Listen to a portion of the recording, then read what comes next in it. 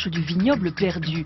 Si on parle de vin, on ne pense pas à la Normandie. Et pourtant, au Moyen-Âge, le vin du royaume du cidre avait bonne réputation jusqu'à Londres. Et les nombreuses abbayes normandes avaient des vignobles prestigieux. Dans le Mal du Dimanche, à la recherche du vignoble perdu. On va rien retrouver ici. Hein. On va peut-être trouver ça dans le... Ah, le pied est peut-être là. Il est juste là. Je vais le dégager. Il est là. Il est beau s'il est droit. Hein. Pour le jeune centre d'études et de promotion du vignoble normand, c'est une journée de sauvegarde. C'est un gouet celui-là.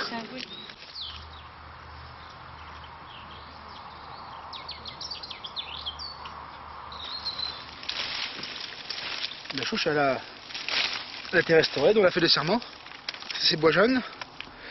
C'est ça qu'on va prendre. On va mettre en pépinière. Voilà. Et grâce à ça, on va pouvoir sauver le pied. C'est une autre espèce, ça c'est du mélier, ça. Premier c'était du gouet. Pour pouvoir le mettre en pépinière. Mais ce pied mère est mort. Ce qui est dommage. Ce sont des cépages anciens qui existaient au Moyen-Âge. Toutes les mythes nord, c'est-à-dire ceux dans la région de Champagne, dans la région de Touraine, dans la région de Paris. Et ce sont des cépages qui étaient plantés ici, dans les surfaces d'Argence, Seigne-aux-Vignes et Rang, et qui sont les vins d'hier que nos Normands savaient faire et amener à maturation ici.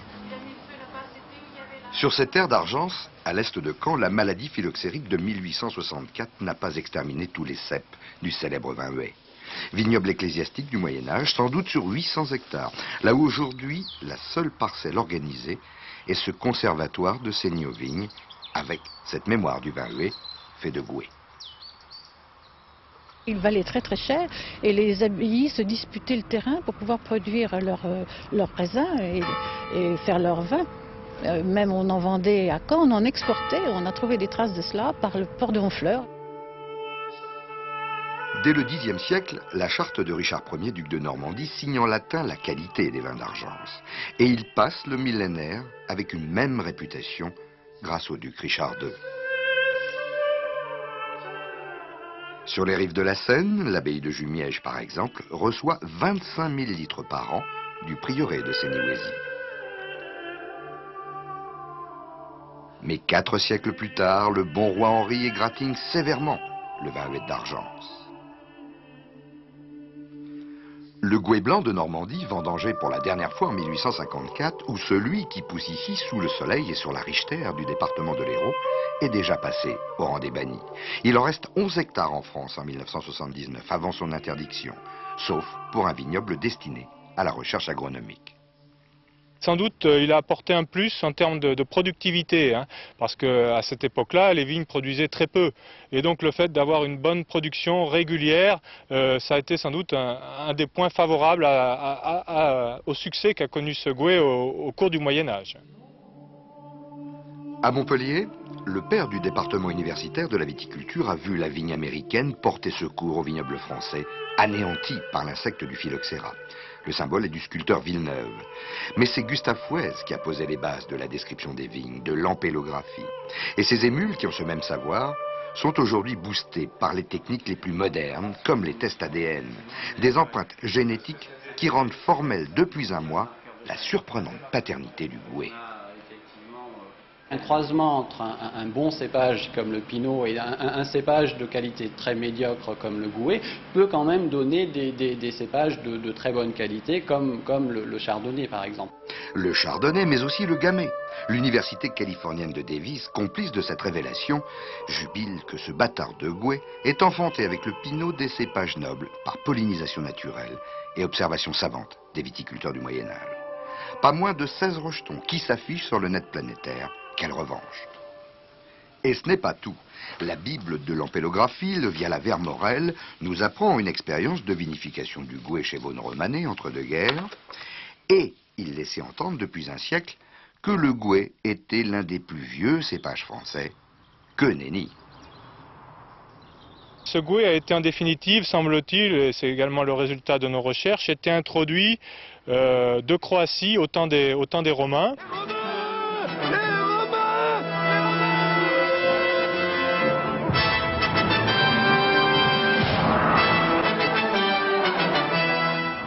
Les Romains, somptueusement installés ici à Vieux, près de Caen. Les Romains dont on sait la présence à Lisieux dès 56 avant Jésus-Christ, de Lisieux où nous vient encore la première mention datée d'un vignoble épiscopal sur notre sol. Nous sommes là, au VIe siècle. Mais ce sont les documents du XIe qui permettent d'établir la géographie des 4 grandes zones du vignoble normand. Il était fait de minuscules exploitants qui avaient au maximum 1 hectare, souvent quelques dizaines d'arts, et des vignobles qui étaient d'ailleurs mélangés avec des arbres fruitiers, parfois même avec des céréales. Enfin, c'était pas du tout le grand vignoble tel que nous l'imaginons aujourd'hui. Alors est-ce que Guillaume le Conquérant buvait du gouet? Ah, il buvait de la cervoise, c'est-à-dire une bière de céréales, à partir de céréales. Et pas ça? Si, peut-être, sans doute, un peu de vin, oui. Mais la boisson banale, courante, c'était la cervoise. Cépage de pinot noir à Genêt, au Val-Saint-Père, à Saint-Jean-le-Thomas, voilà le Saint-Émilionnais en miniature que décrit Albert Descaux à propos de l'Avranchin au Moyen-Âge. Au XVIIe siècle, c'est du vin tranche-boyau d'Avranches dont on parle encore. Et aujourd'hui, au pied de l'Archange, ainsi s'exprime le prieur de la merveille. Je pense à ce vin qui était fait dans un prieuré pas loin d'ici et qu'on appelait le vin de 4 hommes, parce qu'on disait que pour le boire, il fallait 3 hommes pour tenir celui qui devait boire et 1 pour le faire boire, tellement il était mauvais. À l'origine de cette piquette, la terre de Brion. Saint-Aubert en fut son premier propriétaire. Les moines du Mont recevaient jusqu'à 29 futailles de 400 litres. Les Anglais, maîtres du Bordelais à la guerre de 100 ans, auraient arraché les pieds pour éviter une concurrence vraisemblablement surfaite. Car avant leur arrivée, le monastère possédait des vignes en Touraine et il était défendu aux célériers de mélanger cette boisson conventuelle au local vin de Brion.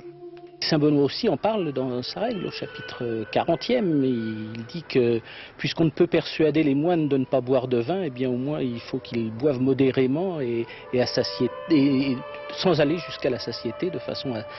parce que le vin fait, dit-on, apostasier les sages, dit Saint Benoît. À notre table, il n'y a pas de vin en semaine, il y a du cidre ou de l'eau, et il n'y a du vin que le dimanche et les jours de solennité. Le mélange de cette histoire chrétienne et populaire de la vigne a ressurgi bien plus tard, après la Révolution, dans l'expression artistique des ébénistes normands.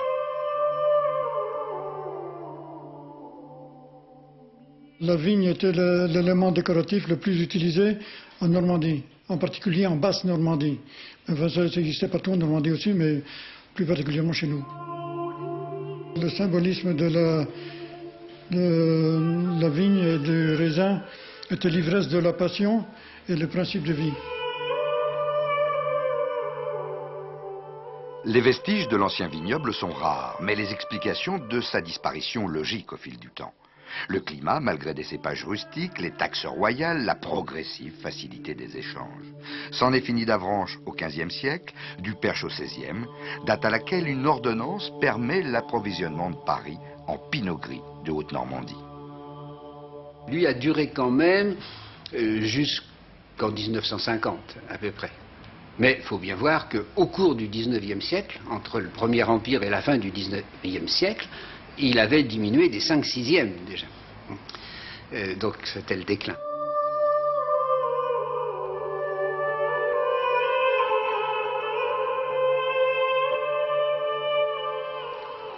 M, dans l'Orne, est l'un des derniers lieux de résistance. Cette ancienne capitale de la Neustrie a gardé des empreintes. Et à l'image de ses campagnes voisines, une toponymie sans ambiguïté. Ces champs sont toujours connus sous le nom des vignes.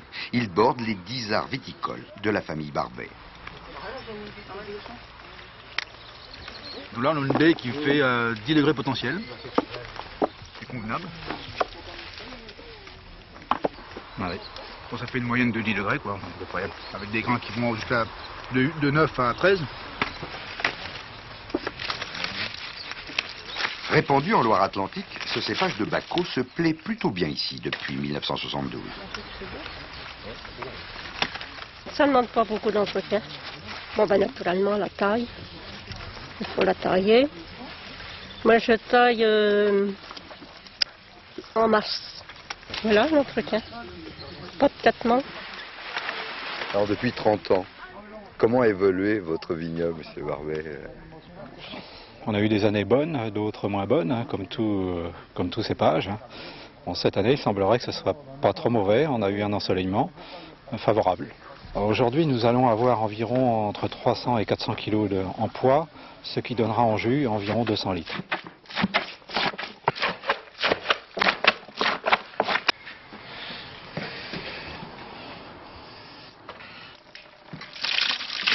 Voici donc au pressage la future cuvée 2000 de la Gloudière. La famille Barbet pourra la goûter en avril prochain, au terme de sa fermentation. Là, c'est le principe de vinification d'un Meursault, d'un Chablis, d'un Sancerre,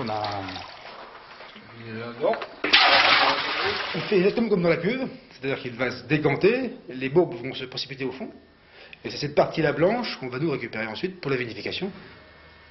Laurent Corbin a l'expérience de cet exercice depuis plusieurs années, et son vignoble expérimental, fait de cépages blancs, lui apprend progressivement à lutter contre l'acidité de vignes qui ne bénéficient pas de conditions climatiques idéales.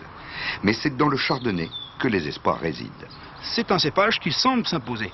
La difficulté qu'on a aujourd'hui, c'est qu'il s'impose au niveau gustatif, mais au niveau de la culture, de sa culture, d'arriver à faire un bon raisin. Là, c'est une difficulté, il faut maîtriser les traitements, des traitements qui sont propres à notre région, avec des fréquences qui sont un peu plus rapprochées que celles de la Bourgogne ou celles de Chablis. Le Centre d'études et de promotion du vignoble historique normand veut donc relever ce défi quand le ministère de l'Agriculture lui aura accordé une dérogation pour planter sa vigne près d'Argence, avec la certitude qu'un millénaire et demi de tradition peut se réveiller dignement. On n'aurait pas continué à produire pendant des siècles et des siècles quelque chose qui était franchement imbuvable. Donc je reste très optimiste sur la qualité potentielle de notre production. Sur les rives du Gulf Stream, chez les cousins de Jersey, le château Catillon a su valoriser depuis plus de 10 ans ses 5 hectares de vin blanc, servis désormais à la meilleure table de l'île. Les 2 ou 3 premières années, ça a été difficile, car les gens doutaient que l'on puisse faire du vin à Jersey. Ils n'avaient jamais entendu parler de ça, donc ce vin ne pouvait être que mauvais. Sur son arbre généalogique, la famille s'enorgueillit au Moyen-Âge d'un évêque de Rouen et d'un comte de Bourgogne.